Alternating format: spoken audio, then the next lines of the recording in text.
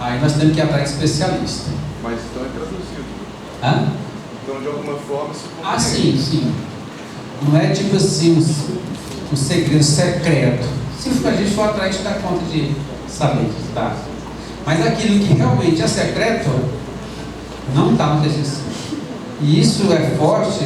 Eu, quando eu fiz doutorado, eu fiquei 1 ano com o povo Chavante. E eu tinha cerimônias que eu era permitido assistir desde que eu deixasse minha máquina fotográfica em casa, o gravador, e eu só ia ver. E não colocar na minha tese. Ok? Como acerto nosso, assisti, e muitos nem posso comentar. Isso vai um pouco da ética da pesquisa. Então isso é muito forte também, que coisa que eu sei para mim, não comento, não escrevi, não está na minha tese, ainda é segredo. E dividiram o segredo comigo. Mas tem muita coisa que não, isso você pode colocar.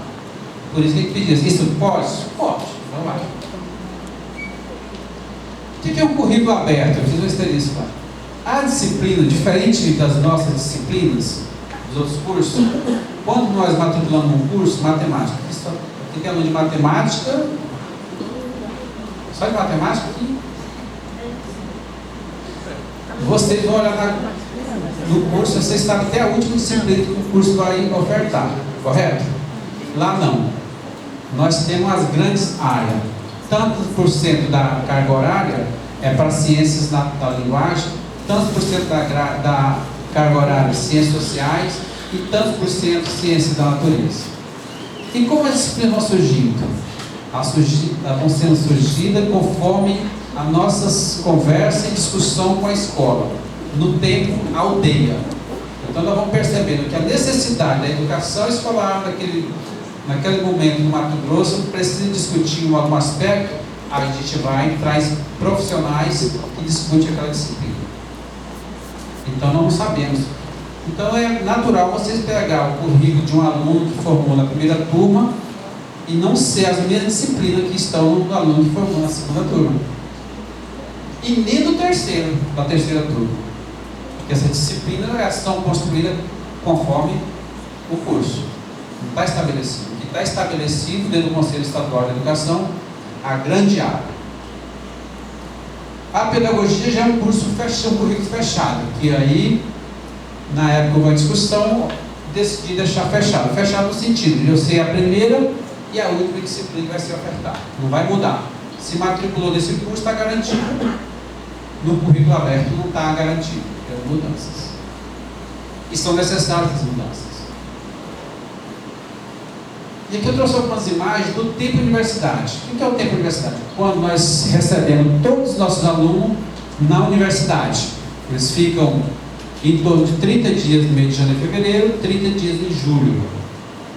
Eles ficam alojados, aula de manhã à tarde e às vezes à noite.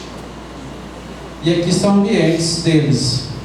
Apresentação, futebol.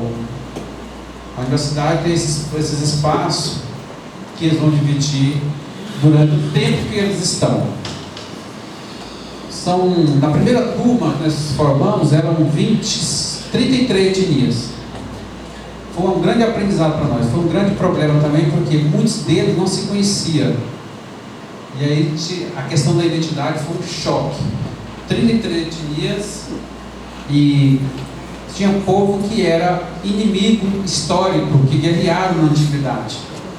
Por exemplo, Chavante e Carajá, Tapirapé e Caiapó. Guerrearam lá na época, na década de 50. Tapirapé era 1.500 pessoas, guerreando com Caiapó, sobraram 58 pessoas. E um curso da universidade de hoje colocar povos desse tipo de relação no mesmo contexto. Foi algo que a universidade teve que aprender como lidar com a diversidade dentro do curso de formação. Mas isso foi tranquilo, foi na primeira turma e eles mesmos foram. E o que é o tempo aldeia? O tempo aldeia é quando nós, da equipe, nós fazemos 5 polos dentro do estado de Mato Grosso. A gente não dá conta de andar. Em Mato Grosso tem em torno de 240 aldeias. não dão conta de andar. A intermediária acontece entre uma etapa e outra que vem para a universidade. E a gente faz o polo. Eles decidem aonde vai ser, e hoje nós estamos com 120 alunos. Nós levamos para cada polo, nós levamos 25 alunos para atender. O que a gente faz naquele polo? Atender, reorientar e orientar. Estágio, se tiver no período de estágio, TCC, se tiver no período de TCC, e cada disciplina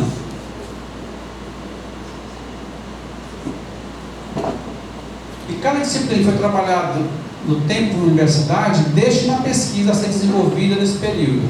E quando nós vamos para o tempo aldeia, a gente vai olhar como que estão essas pesquisas, orientar e reorientar. E aqui é um pouco do ambiente que a gente passa. Essa imagem lá em cima é uma aluna defendendo o seu TCC. Ela pedia que fosse na aldeia, porque ela achava que era uma falta até de desrespeito com o povo dela, porque ela queria que os anciãos participassem, os pajé. Ela estava dizendo disso. Então, a banca, nós vamos ignorar. Vocês conhecem lá de pajé? Que era lá com o pajé, mas assistir minha defesa, está certo. Coerentemente, a gente fez um trabalho bastante pesado para poder atender essa necessidade dela. Aqui, um pouco do que a gente, do dia a dia, do que se come em aldeia, do que faz.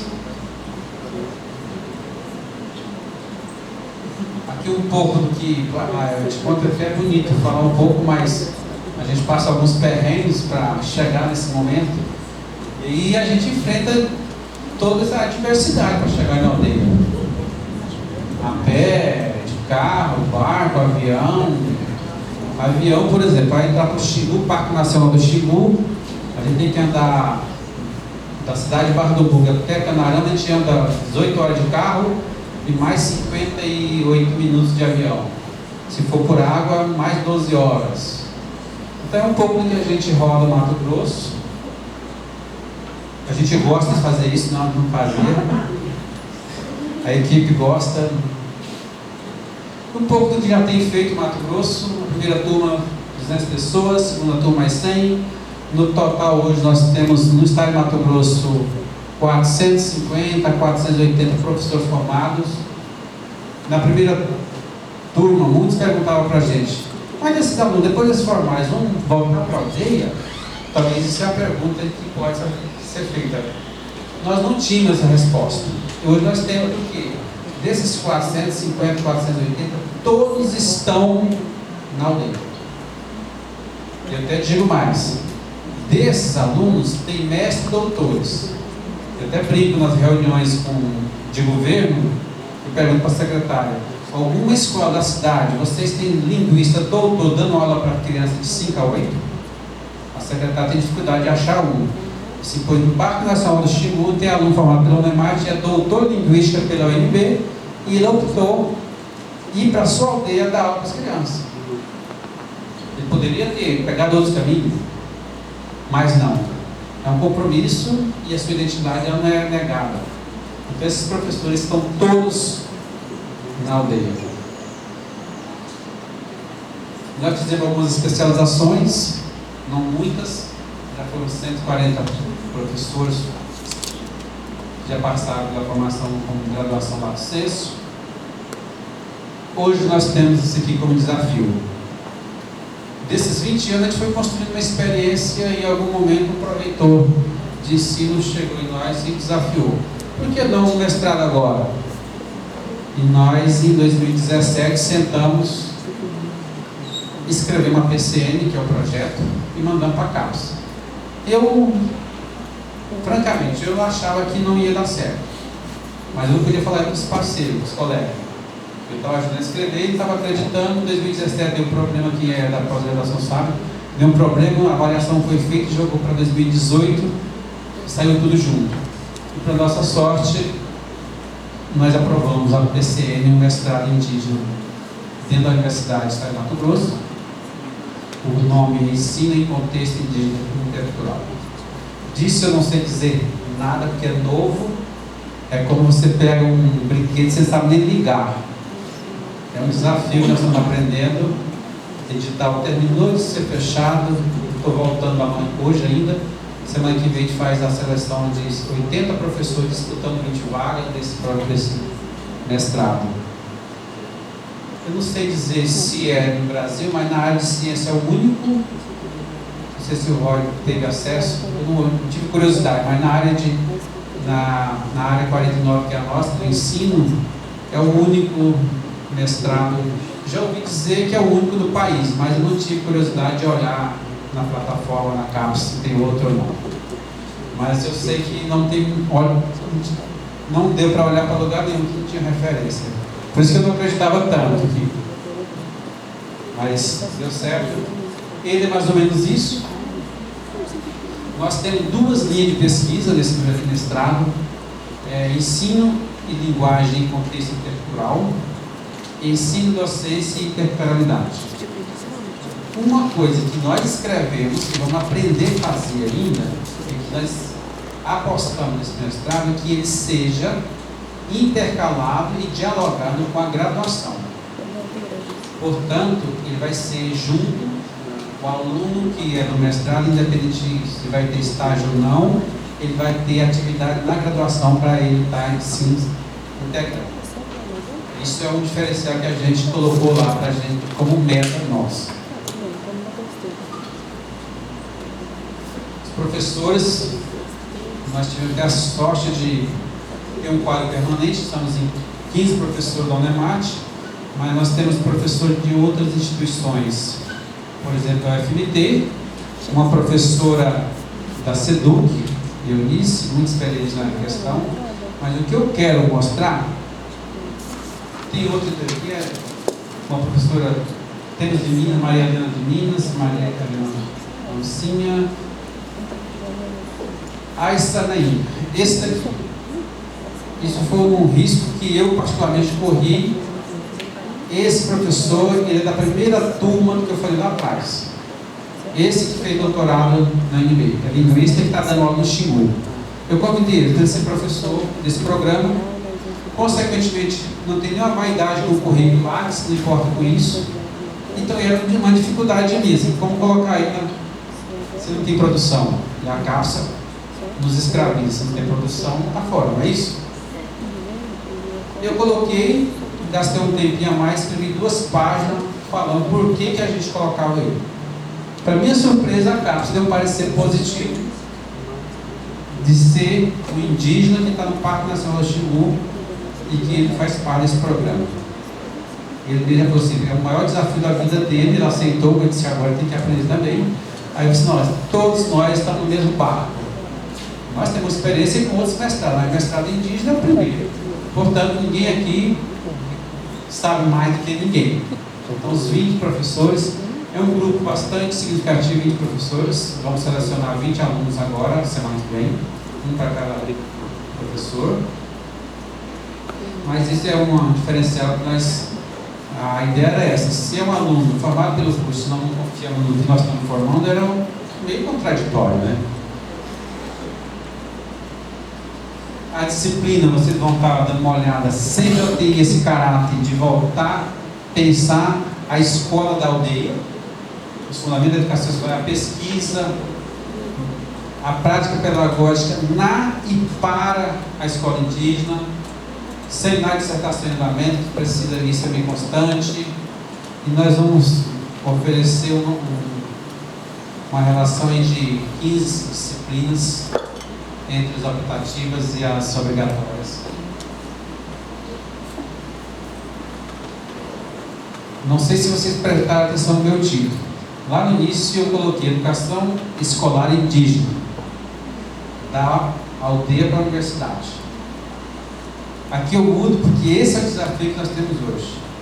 Educação indígena, da universidade para a aldeia. O que nós vamos, como universidade, devolver para a aldeia? Esse é um desafio muito grande. Porque quando o aluno sai da aldeia e vem para a universidade, ele encontra um tanto de coisa que não faz para a cultura dele. É natural de aderir a algumas e outras não. Mas o que ele vai aderir para levar como importante para o povo dele? Então Então esse é o desafio.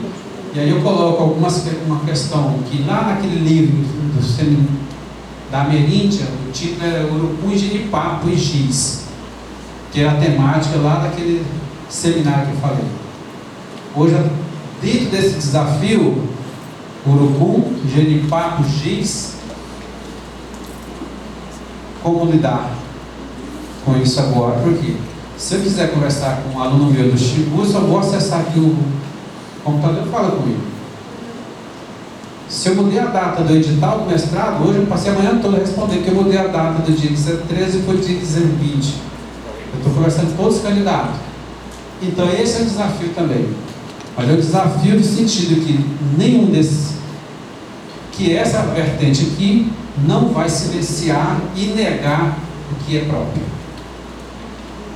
E aí eu dizia lá, dentro desse contexto de educação escolar indígena, eu falava que não é antagônico à educação indígena, porque toda a legislação, aquela que eu falei, desde a Constituição até os pareceres atuais, eles vão na direção de respeitar que o currículo da educação escolar indígena tem que ser porta-voz dos anseios, da necessidade culturais, ideológicas, filosóficas do povo. E a educação escolar indígena vai ser, na verdade, uma instituição dentro da educação indígena.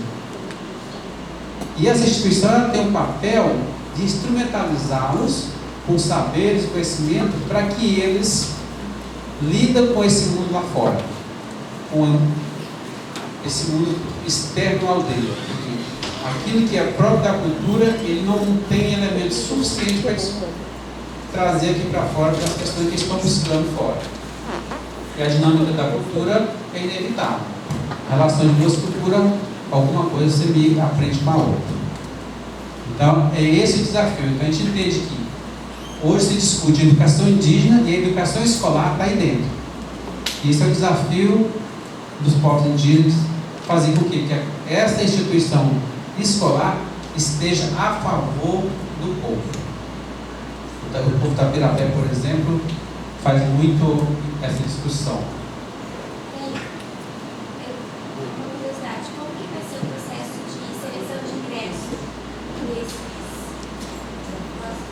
A pergunta da colega, como vai ser o processo de seleção do mestrado? Do mestrado. Problemas, se pensar. Qual? A CAPES impõe algumas coisas, a gente submete algumas coisas que já está escrito na norma da CAPES. A CAPES ela entende que é nacional. E hoje eu até recebo algumas brincadeiras, professor, não pode deixar os outros índios do estado vir fazer mestrado aqui para nós não, só é para nós. Não pode. Nós vamos categorizar, igual a gente faz na graduação, a CAPES deu parecer negativo. Ou seja, infelizmente vai ser igual aos outros mestrados. Nós estamos conversando ainda, acredito que vai ser uma conversa de fazer também a CAPES entender a diversidade, mas nesse primeiro momento vai ser meio incomum, porque já falamos dessa questão, são mais de 270 povos no país, como pensar nisso, mas para não ficar fora, a gente submeteu algumas condições para brigar depois que está dentro, porque brigar fora não tem sentido, estava fora. Vocês conseguiram restringir o edital que fosse específico para indígenas ou qualquer um poderia tentar o ingresso? A tua pergunta ajuda a responder. Porque aqui na negociação tem algumas coisas que a gente ganha e outras coisas que cede. Essa do que o Roger fez, não cedemos. Tem que ser para indígena.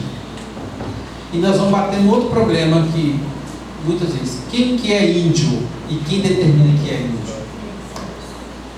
Em 2012, o Brasil, acho que em 2012 o Brasil aderiu àquela lei, a 169, que lá diz isso. E tem um documento oficial que, para participar desse processo de seleção, ele tem que se afirmar: eu, fulano de tal, sou indígena do povo tal, assina embaixo. Ok, não diz muita coisa. Ele vai no seu povo e pega uma carta daquele povo.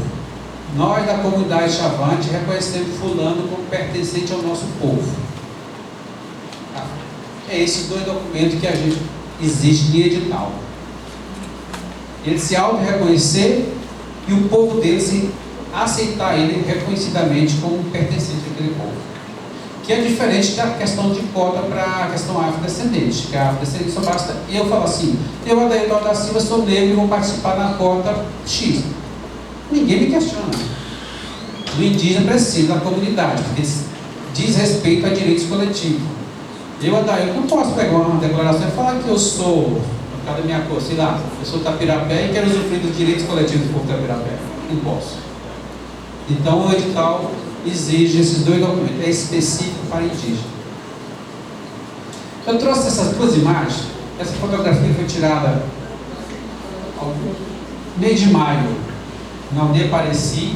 Essas duas crianças cansou, e foi a situação, talvez alguém assistiu naquele programa Como Será, no sábado à tarde, sábado cedo, que passa na Globo.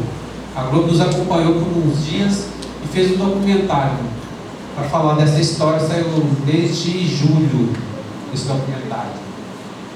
E essas crianças estão em atividade. Essas crianças é o mesmo povo que eram presos naquela primeira fase.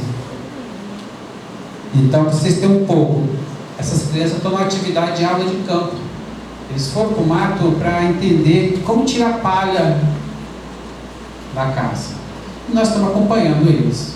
Óbvio que ele não fica com essas coisas no dia todo. Eles prepararam porque era a Globo que ia pegar, então eles querem sair bonito, né? Todo mundo quer sair bonito. Então capricharam. Mas para fazer esse contraste, a concepção de que é uma criança na escola hoje para 1929. Lá em Diamantino, no internato de Ariti. É um internato que existe hoje. Quem for para a região merece uma visita para entender um pouco da história. Não é a coisa alegre de se ver, mas é a história do país. Ainda está lá para quem quiser assistir, ver, conhecer o ambiente. É interessante esse espaço como está hoje. Do mesmo povo, essa imagem foi agora de mês de maio. Isso aqui é um depoimento do professor. Eu queria saber meu tempo. Cadê? Quem está me corrigindo o tempo? 10 minutos. Um professor nosso, ele, numa aula dele também, esse que é aluno do Xingu, e ele vai dizer isso aí, do que ele entende, e diz um pouco do que eles esperam da formação. Não silenciar o que é deles, mas potencializar o que já vem, o que é da cultura deles. O professor Piratá, ele é a orar do povo, a orar do Xingu. São crianças. E eu agradeço, mas eu queria só passar 8 minutos. Vocês têm paciência ainda? Talvez vai ser repetido, mas é um vídeo, um documentário que eu vou passar um pouco. Muitas vezes que eu falei, olha, está lá, nós estamos fazendo esse documentário, está experimental ainda. E você clica nele, fazendo favor. Não sei como está o som, sai direto.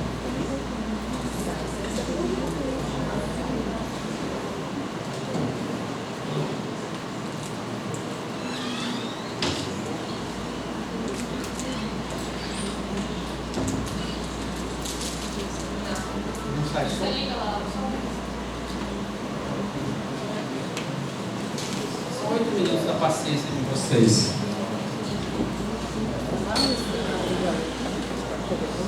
Mas o som ele tem que estar ali plugado, tá? Tem que estar o cabo ali.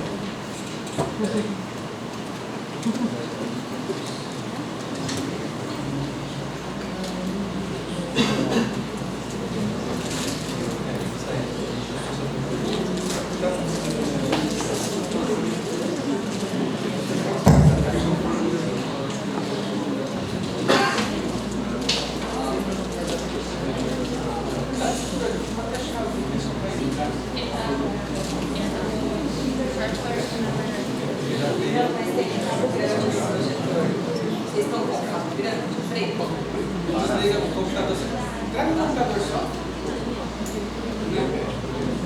Só desliga o computador que a bateria não vai. Não tira não. Tira, senão não funciona.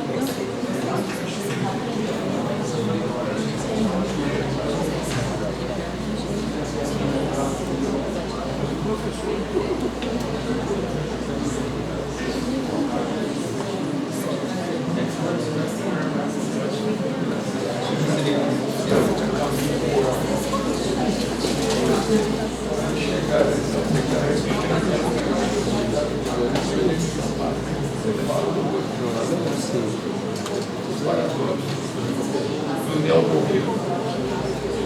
Vai fazer isso comigo. Ah, pode tirar isso daí.